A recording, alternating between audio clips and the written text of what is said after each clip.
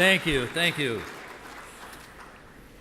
The Archbishop said that he regretted getting my different titles mixed up, but I come from a family of 9 children, and I have 17 nephews and nieces and almost 20 great-nephews and nieces. So over the years, my nephews and nieces particularly haven't been able to figure out who I was or what to call me. But I do remember when I became a bishop in 1998, my youngest niece at the time, Emily, was about 4 or 5 years old.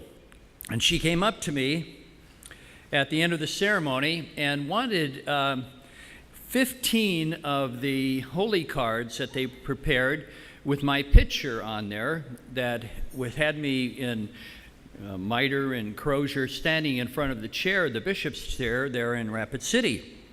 And so I said, sure, Emily, you can have those. And a few weeks later, I was on the phone with my sister, and I said, what was that about that Emily wanted 15 of those cards? Well, she said, when we got home to Virginia, Emily the next week in her kindergarten class was on for show and tell. You were show and tell. And then I discovered that Emily went and handed out these cards to her little buddies and these 4 and 5 year olds, and she asked them to guess what I was. And very quickly, those little 4-year-old minds came to a consensus. I am a ninja warrior.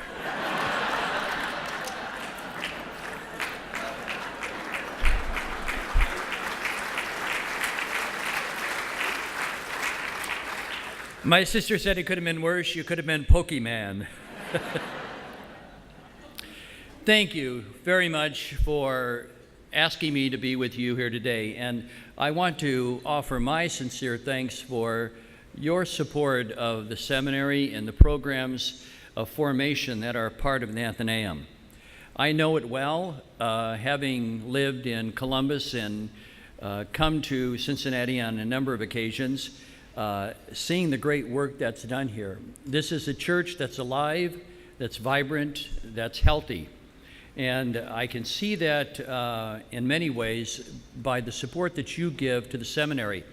What you're really doing in being here tonight is investing in the future. You're looking at a day beyond your own years and saying that's important for you to make a sacrifice today. And that really is a hopeful sign for all of us. And so it is in that spirit that I do congratulate you. I'm so grateful to Archbishop Schnurr, a good friend, Bishop Benzer, and Father Benedict for the invitation to be here with you today. They've asked me to talk about the topic of preparing leaders to serve in a synodal church, because it is the Pope who has recalled that image of being a synodal church for us in this age. That word synod comes from 2 Greek words that means walking together with, being on the same way. And it's important for us to see the church in that direction, that we're not just an institution, we're not some kind of a social enclave that takes care of our own, but rather we're continually on a journey. And you manifest your understanding of that the way that you support the Athenaeum, the seminaries, as well as the education for lay ministers and permanent deacons. You call people to an adult spirituality, a way of walking forward in the future with a sense of discernment about where Christ is calling us. But one key component that we need to keep in mind here is that we are not walking this way alone. We have this wonderful image and story in this season of Easter about the disciples who are on the road to Emmaus. They are wayward. They have left Jerusalem. Their hearts are filled with sorrow and disappointment because their Lord has been crucified. But they are not left to walk on their own, in their own direction. the Lord soon intersects their lives. And it is an important understanding for us as we continue to walk the journey of faith together as a church in our age, to know that we are walking alongside the Lord. He is the one who is leading us. He is the one who's present in our midst. I was having dinner about a year ago with a very famous personality who has a lot of influence in Hollywood. He was telling me that he really liked Pope Francis. He liked him a lot. He wasn't Catholic, but he really was struck by the way that he was carrying on. And so he asked me, what really makes this guy tick? What's at the center of his life? What really makes him move in the direction that he's doing things? And I merely explained to him, it's very simple. It's just that Pope Francis has a palpable experience and deep faith that Jesus not only rose from the dead 2,000 years ago, but is alive and active and working in the church. And his job as Pope is simply to look to where the Lord is calling us, to look to where the risen Lord is walking, so that we continue to walk in that direction as well. I think this approach is so very important to formation of people who will be leaders in the church, to help them understand that it is not about the direction that they will take or the innovations that they will prompt, but rather being schooled to be attentive to how the Lord is leading us and present in the life of the church. Tonight I want to talk to you about 4 ways to keep fresh that sense of attentiveness to the way that the Lord is working in our lives. The first one is that we need always, in those that we prepare for ministry and to be leaders, to cultivate a sense of curiosity. Curiosity about life, about what's happening in the lives of people and events, to be a lifelong learner, one who is curious and not fearful. It's so very important, I think, to realize that Jesus had that sense of curiosity. You remember that story of the widow's mite. He's there with all the hustle and bustle around the temple, and he zones in on one particular poor little widow who gives all that she has to the treasury. And he makes the point of what she's doing here. She gave all that she had. He was able to see what was happening in this particular person's life. He was attentive and curious about people. Pope John Paul II had that same curiosity.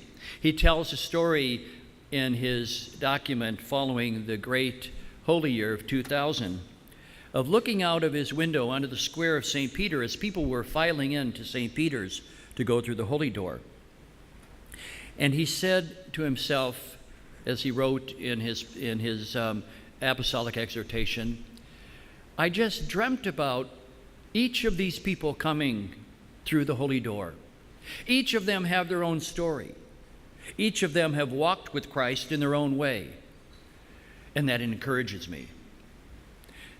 That saintly Holy Father had that kind of curiosity about people.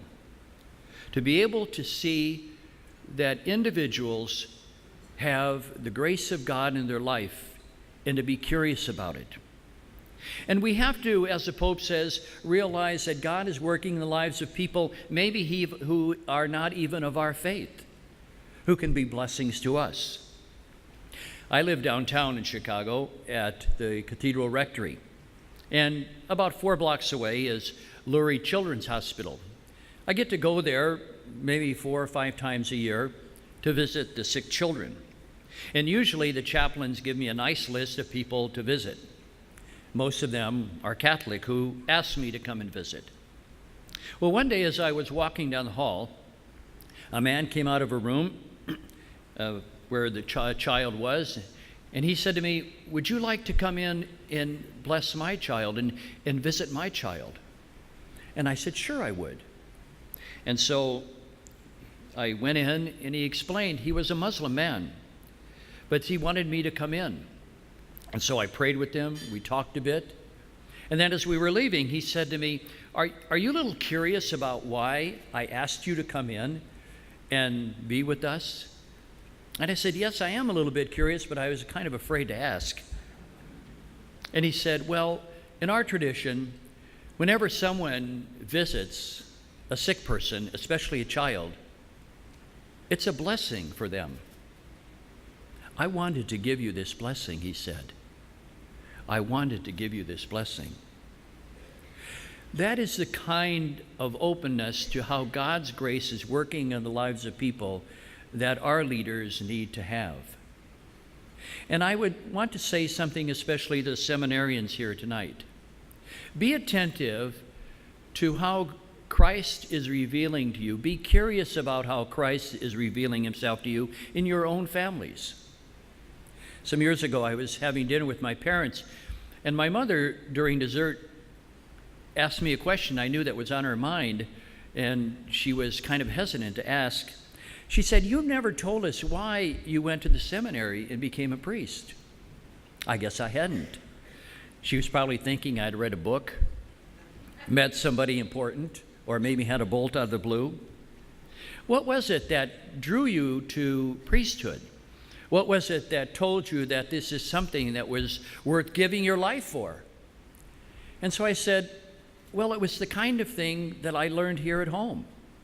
And I have a vivid memory of when I was about 7 or 8 years old, on one Saturday night, where the evening was coming to a close. We all had our Saturday night baths. I think we watched Jackie Gleason and the Honeymooners. And there was a knock at the door. And it was a woman from the parish going door to door in our very Catholic neighborhood, taking up a collection for a family that had just lost their father to a heart attack, leaving behind 6 children.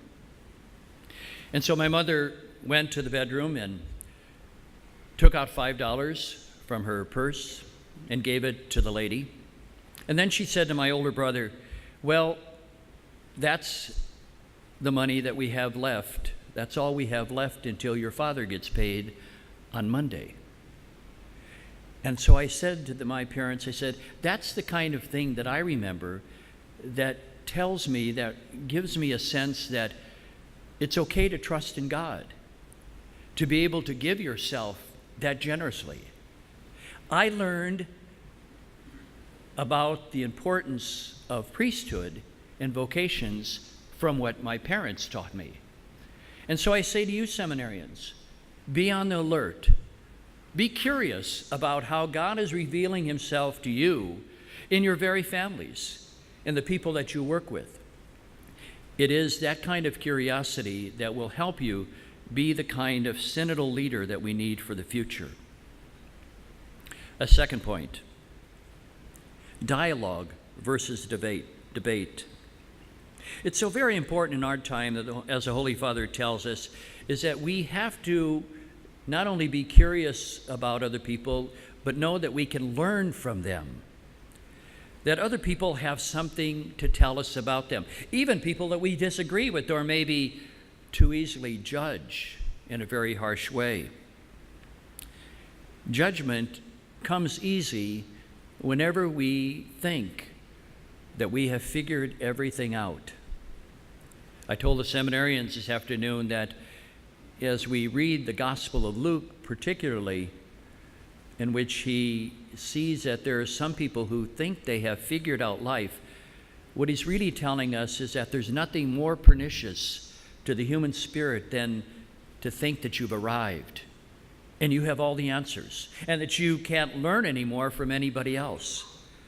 And so judgment is something that comes very easily. A good friend of Archbishop Schnurr and myself is a priest who works in Spirit Lake, Iowa. And he told a story to parishioners this last year of how one day he had given a homily on the Good Samaritan, recounting how he met a Good Samaritan personally when he was in college.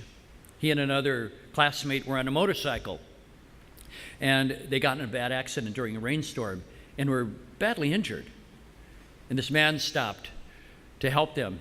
Fortunately, he was an EMT off duty. His name was Red. And Red helped them to bind up their wounds and to make sure that they got proper medical attention so that their life would not be in jeopardy. And after the priest gave the homily at the end of Mass, people were filing out, and this young man came forward with his wife, and he had tears in his eyes, and all he said to the priest was, "Red is my dad." And he walked away. A couple days later, the wife wrote a letter to the priest explaining that the son and Red had not talked in a long time. He was angry at his dad. He had judged him in a way that made him feel as though he could never let him back in his life. But the priest's story revealed something about his father that he had never seen before, that he had never appreciated. And so the son and the father were reconciled. It is that kind of willingness to suspend judgment and to learn from others in dialogue that we need today in the life of the church. When my class was ordained by Pope Paul VI, on June 29, 1957, this is what he counseled us. Know how to accept as an invitation the very reproach which perhaps and often unjustly the world hurls against the messenger of the gospel. Know how to listen to the groan of the poor, the candid voice of the child, the thoughtful cry of youth, the complaint of the tired worker, the sigh of the suffering, and the criticism of the thinker, but never be afraid. It is that kind of openness, of learning from others, the cry of the poor, the candid voice of the child, yes, even the critical mind of the thinker, that is needed today in the life of the church. It is also important to realize in all of this, Christ is working in their lives, even though perhaps it's hard to see at times. Pope Francis told a group of young missionaries who were going off to a distant land, he said to them, "Remember, the Holy Spirit was there before you got there." That's important for us if we're going to be the kinds of leaders who are going to walk with Christ. A third point, we need to show a special interest in families. We had the Synod of the Family recently, and it's very clear from what the Holy Father wrote in the post-synodal apostolic exhortation that we as a church really believe that God reveals himself in families. Think of it. All of the stories of salvation histories tell us about how God was present in families.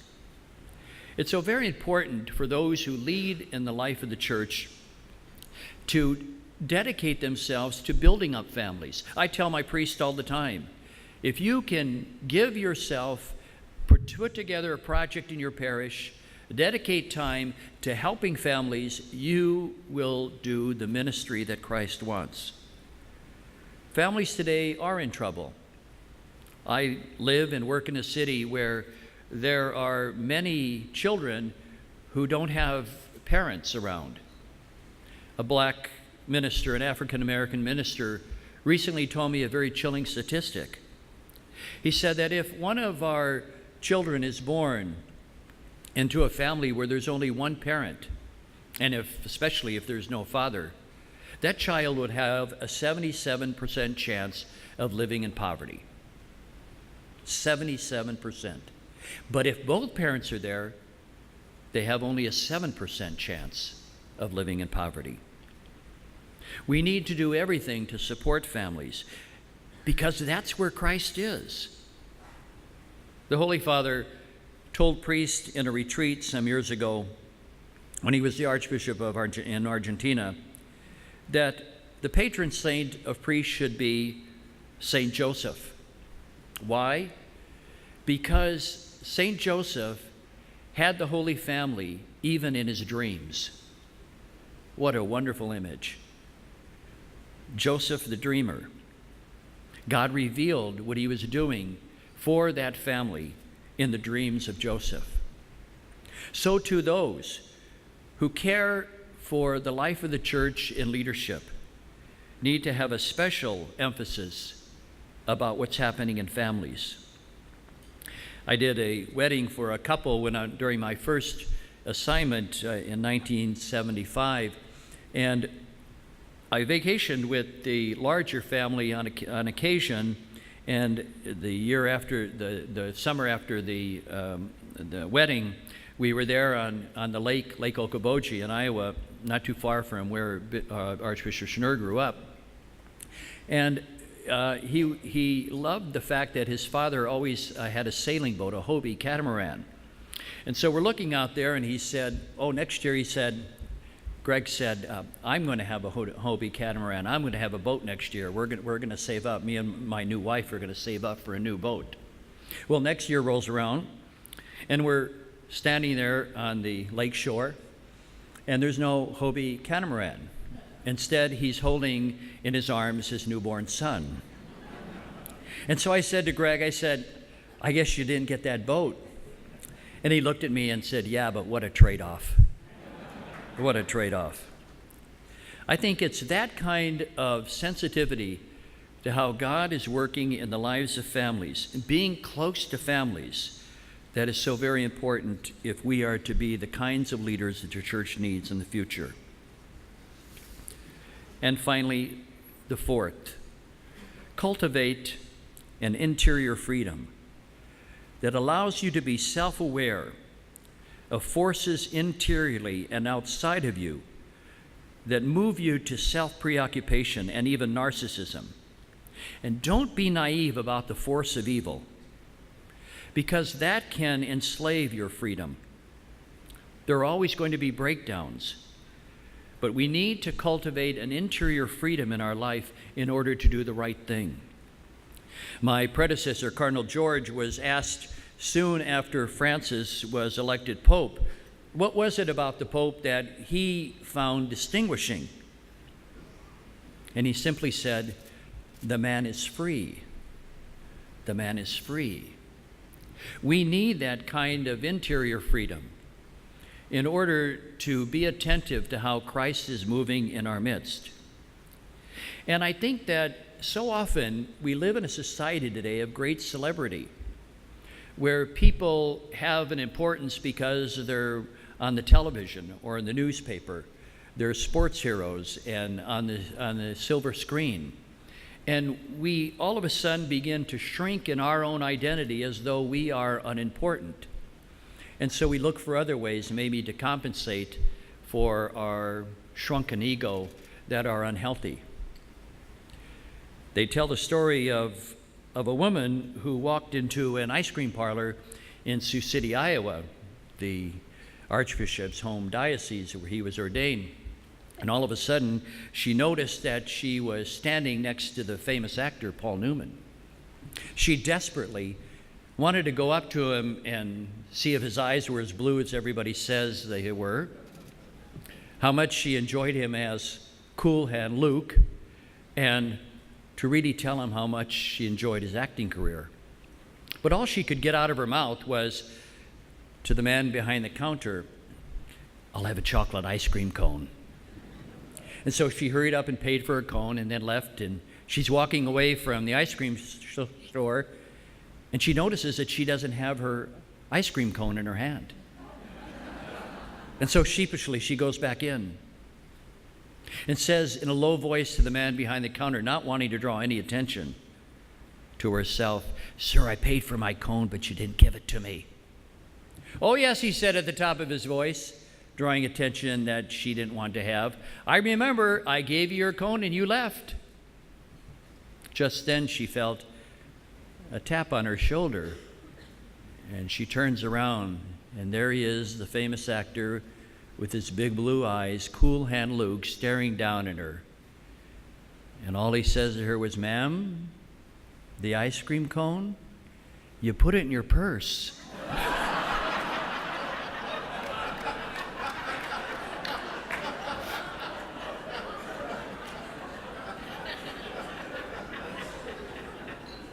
Sometimes we allow the world of celebrity to take away our freedom. The freedom that allows us to believe that our lives are important to God. A famous writer once said in describing John of the Cross, John of the Cross was one who didn't want us to consider God as an important factor in our life, like we have our work and family and then God. No, it's not that God is an important factor in our life, but that we're an important factor in God's life. That's the kind of internal freedom that we need in leaders, to know that God has created them for purpose, sending them into the world to accompany people along the way. These 4 ways, for me, help to crystallize what it is that we need our future leaders to do in their lives, to have that kind of cultivation of curiosity, an openness to not judge and suspend judgment and to learn, to accompany families, but also to maintain an internal freedom in your life. In order for those who are going to lead us, whether they're laymen and women, the ordained, those who are preparing at the Athenaeum for leadership in the life of the church, those are the qualities that occur to me that the church is calling us to today. These 4 qualities are but a vision of the leadership that the Pope gives us. But he also offers an important image of the shepherd who leads the sheep.